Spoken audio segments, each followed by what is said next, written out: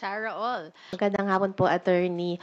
Your reaction lang po kasi bumiyahe po si Vice President Sara Duterte papuntang Australia at kabilang daw po sa itinerary niya, sasama siya or makikilahok siya dun sa rally, Free Duterte Now. So ano pong reaction dito ng House? Thank you po. Sarah All. Pero alam nyo, hindi ko alam kung if that is an official travel or if it's a personal travel. But lagit-lagi bilang halal na opisyal na bayan, ng bayan, yung oras mo na ginugugol sa loob at labas ng ating bansa at ito man ay pang personal o opisyal, dapat para sa taong bayan, hindi sa personal na interes.